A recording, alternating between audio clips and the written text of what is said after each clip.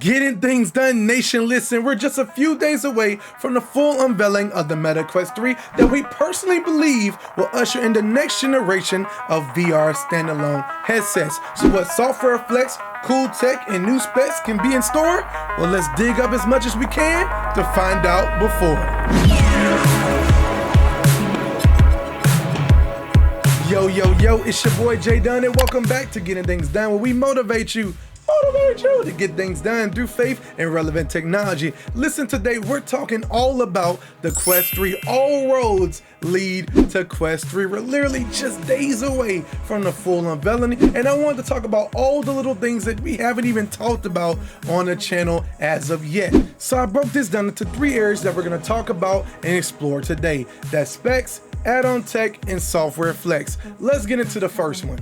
Let's talk about what we know first. We know that the device is 40% slimmer than the Quest 2 with a facial interface that can move back and forth depending on the need to accommodate glasses without the need for the old school glasses spacer. The device also has an all-new depth sensor with 2 high-definition RGB cameras to help with inside-out tracking, as well as HD pass-through that's supposed to be way better than the Quest Pro. We can only hope. Now, when it comes to the power that's in this new device, it's said to have an all-new custom Snapdragon chip inside. The rumors that have been spread is that it's the XR2 Gen 2, and that will be the chip, but we will have to wait and see. What we can say is Meta themselves, along with a few developers who have spoken about the device, has said that the power of this device in some cases is double to triple the power of the Quest 2, which excites me a ton for what can be done with this new headset. There's also these new Touch Plus controllers that fit more seamlessly in your hands with some ergonomic updates, along with some new haptic technology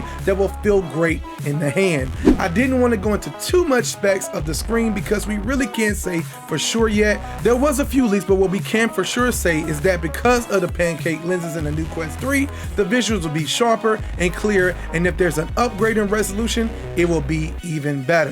Now, Wi-Fi 6E is also coming in this new headset, and I'm excited about this because 6E on the Quest Pro has been a game changer for PC VR streaming. The last thing I want to talk about when it comes to specs is still rumored, but a strong hopeful that the Quest 3 will come with 128GB configuration as well as a 512GB configuration. It is my hope that the base would start off at 256, but it seems like from official statements, 128 is going to be the $500 price one, and the 512 will be above and of course be higher, but I would put my money on the 512 version. That's just going to be the bee's knees for those of us who do a lot of content and buy a lot of Quest apps. Now, as far as add-on tech is concerned, it seems we may have a bunch of new Quest 3 products. There has been leaks for charging docks, elite straps, carrying cases, and so forth. Listen, the Quest 2 was so popular with third-party manufacturers, but I believe we will have no issue with getting new head straps or accessories as time goes on. The main thing I'm curious about is the add-ons that add new functionality to the Quest 3. I'm hoping for a day we can get an announcement that eye tracking and face tracking can be added via a new add-on for sale, or even something as great as an external SD card reader to offload apps and games and even add more storage. There's so much potential in this new headset, and it's just going to be insane. And last but not least, let's talk about this software flex. This is where I believe the most hype for Quest 3 is really going to shine. The Quest 2 is the most updated device I've ever owned, and the functionality of this device grows literally still to this day. I believe with some of the game announcements like Assassin's Creed Nexus, Asgard's Wrath 2, and GTA San Andreas could be huge system sellers for the Quest 3.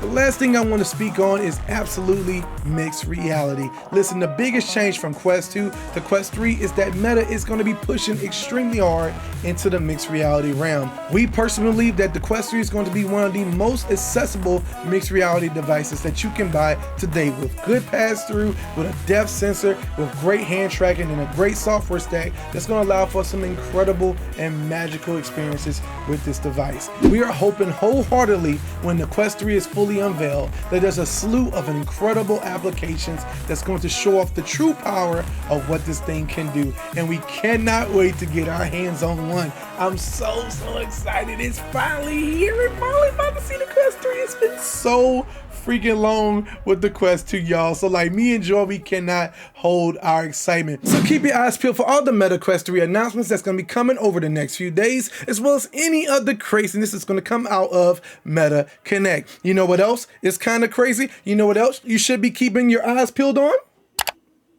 This channel. So why don't you subscribe? Why aren't you hitting the thumbs up? Why don't you comment below? Let us know how much you enjoy this content and hitting that bell notification so you can know the next time a video comes, because I promise you, we got a lot more content coming real soon. It's your boy JDun, and I'll see you next time. Peace.